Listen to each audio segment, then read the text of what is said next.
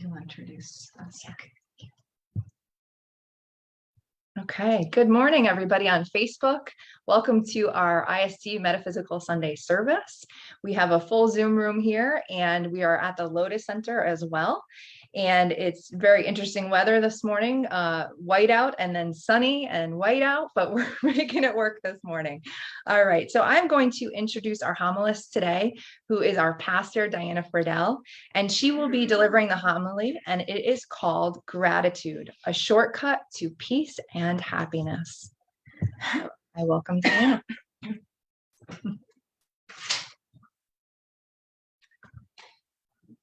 Thank you. I think I can move the laptop just for a second and put this up there. Let's see, where do I put this? Let's see, get over here. Good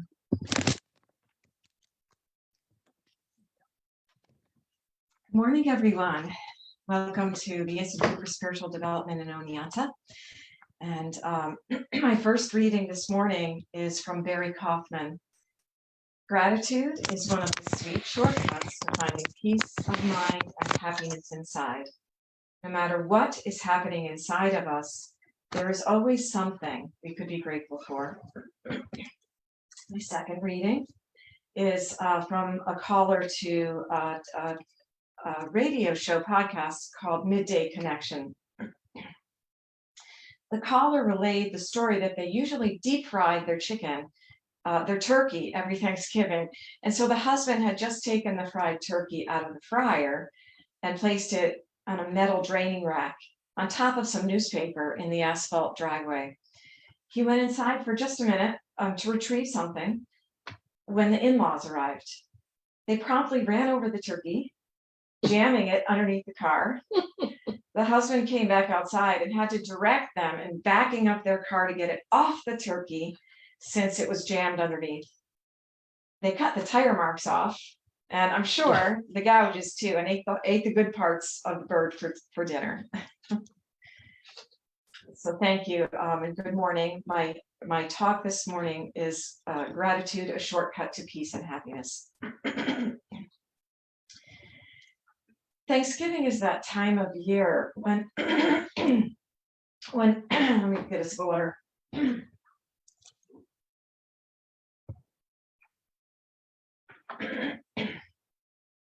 Traditionally, we take stock of what we have to be grateful for.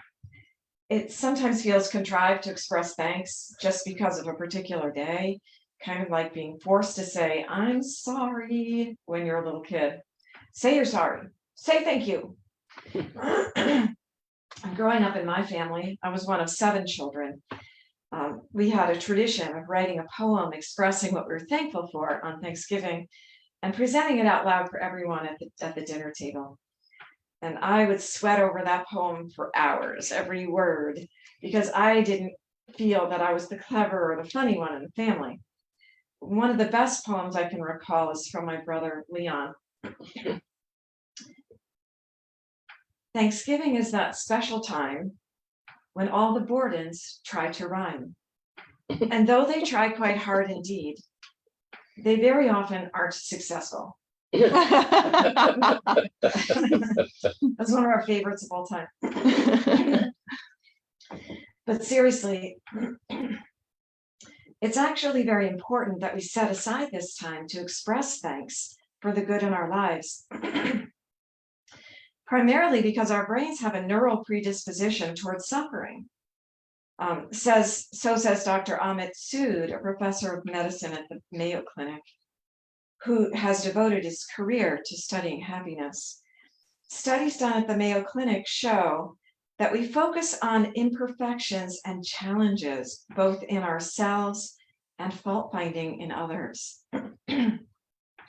Our minds naturally gravitate to thinking about everything that's going wrong or will go wrong, even though for most of us, there are large numbers of things going right.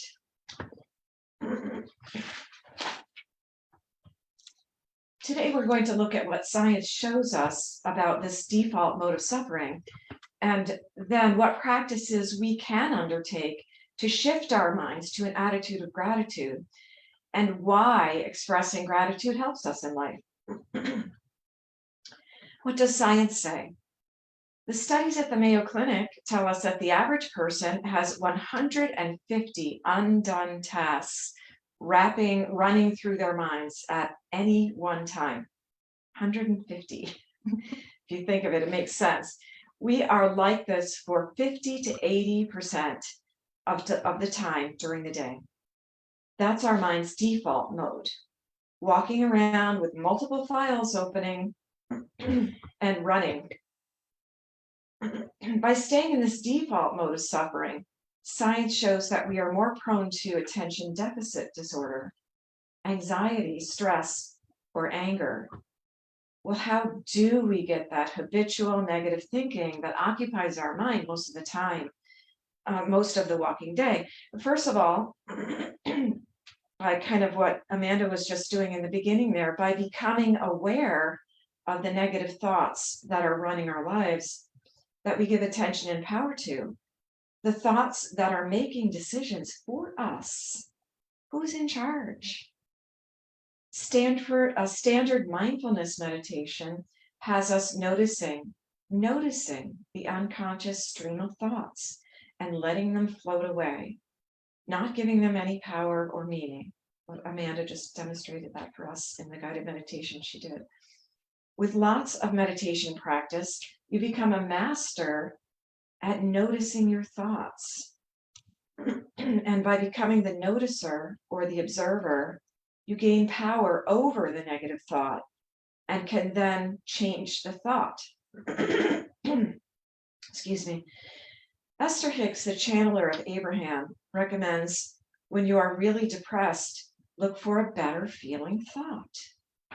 Instead of the worry thought or the self-critical thought that might be running through your head, like, I'm going to default on this loan, we are going bankrupt, no one wants to hire me. Well, instead, what would be a better feeling thought that you could focus on? I have precise qualities that make me a good employee. And there's someone searching right now for someone like me to be a part of their team. So just shifting into a higher vibration by doing that. Back to Dr. Amit Sood with his happiness studies, he points out that negative thoughts begin the moment we wake up in the morning. Sound familiar? What are your first thoughts when you wake up? What should I do? What should I dread? The list making begins.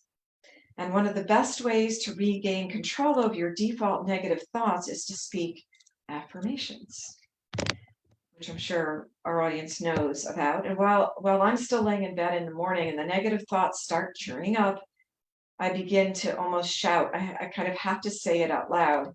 Today is the day of my amazing good fortune. I am in charge of my day, and the right choices will be there exactly when I need them. Life is exactly the way it should be. Step by step, I am making progress on my goals and lists. You get the idea. I know you probably have some favorite ones of your own.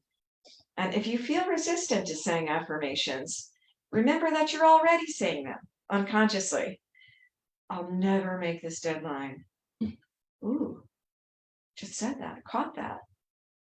My problems are unsolvable. Have you heard yourself say that, or you hear someone else say that? I haven't done this, I haven't done that. I'm a failure.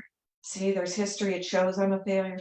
And you can substitute an affirmation for the Debbie Downer thought that you just noticed. And in that way, take charge of your thinking and start standing at the helm of the big ship of life. A nice metaphor that Spirit often uses for psychic readings for our readers here at ISD, the ship of life. How is your life going? And look at a ship and see what you pick up from the way the ship is riding in the water. And are you at the helm? So as promised, I just gave you powerful practice number 1, the power of speaking affirmations to reverse the default suffering mode our mind goes to. So back to Thanksgiving. Giving thanks can be very difficult when you are numb from a recent loss or upsetting event. And there's a lot of that, both in the news and in our personal lives right now. So when we find ourselves emotionally at a terrible place and want to get to a better feeling place, instead of going on a rampage of complaints about it, the second practice I'm going to share with you is what Abraham Esther Hicks calls a rampage of appreciation, and begin to state out loud the tiniest things we are grateful for. My husband and I do that together. It was kind of, the practice was initially shared with me by my sister, Reverend Sue Landon. And so if one of us is feeling very, very grouchy or out of sorts, or we start getting going on a rampage of whatever horrible thing is happening right now, then you start to notice the teeny tiny things around you that you can be small, that you can be appreciative of. And in this room, I'm appreciative of the gorgeous plants Tom has. They're living, they go all by themselves with just a little bit of light and water. If you're stuck in bed in the morning and you can't get up, the small things you might start with. I have a comfortable bed to sleep in at night. And if you've been to any bigger city lately, I'm sure you've seen the numbers of homeless people. I love my pajamas. There's food in my refrigerator. I have electricity and running water in my home, and I can cook food, keep warm, and read at night. Not so in many countries.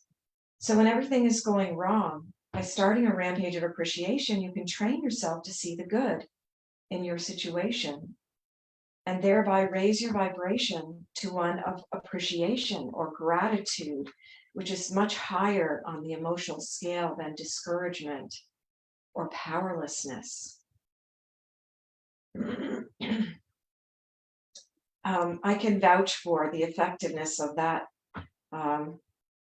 practice in reversing the negative spiral and refocusing our thoughts to ones of happiness.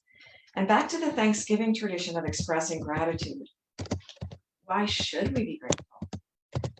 Deepak Chopra, as we all know, one of our favorite spiritual teachers, has shared with us the 7 laws of spiritual success. His laws give us spiritual practices that bring an abundant flow of all good things into our lives.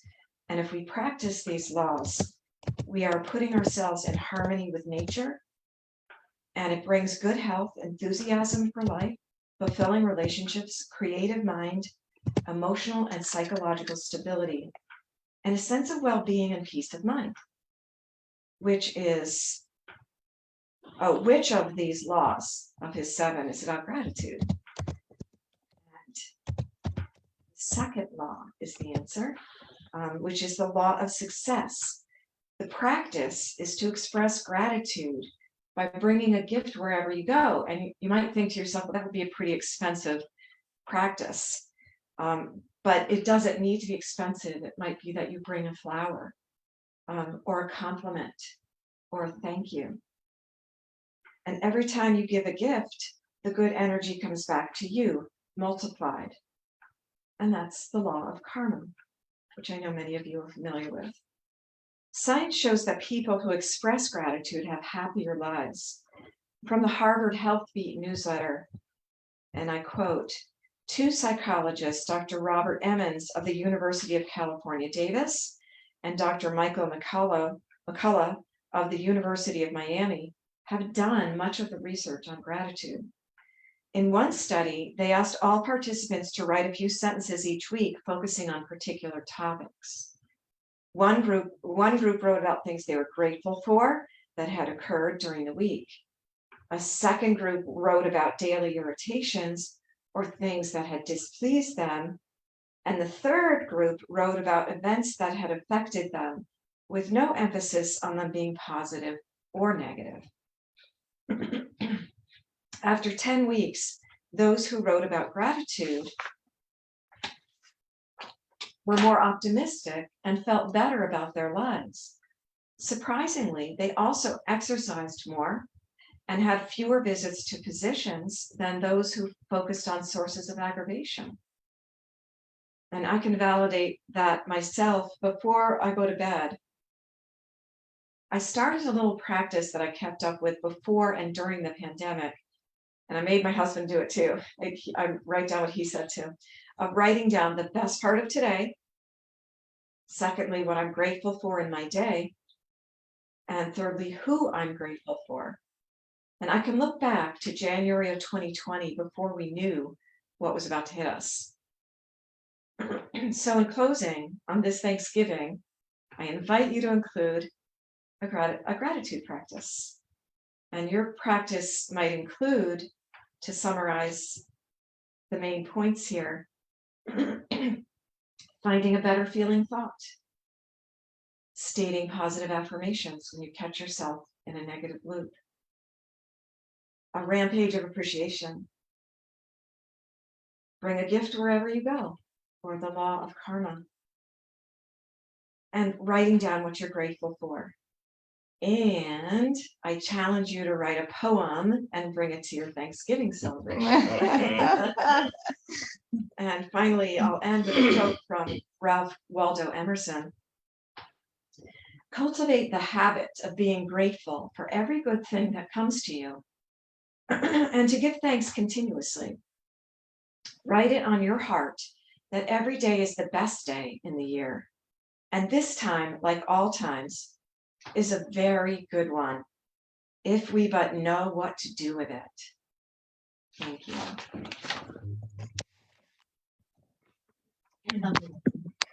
Thanks.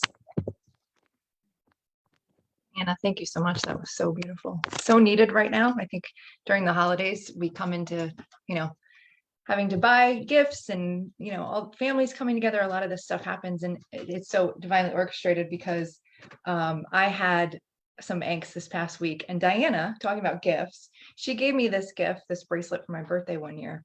And I've been wearing it all week. And when I see, like, to remind myself to not be irritated, like, I'll just keep going like that. So even like a physical something, I have my bracelet on. I'm not doing that with my bracelet on. So thank you for that beautiful gift. I love that. Beautiful ideas. Thank you, Facebook, for joining us. And if anybody wants to see any of the upcoming events, you can always check it out at isdoneonta.org. And have a wonderful Sunday and the rest of your week, everybody who's watching on Facebook. And happy Thanksgiving. Happy Thanksgiving.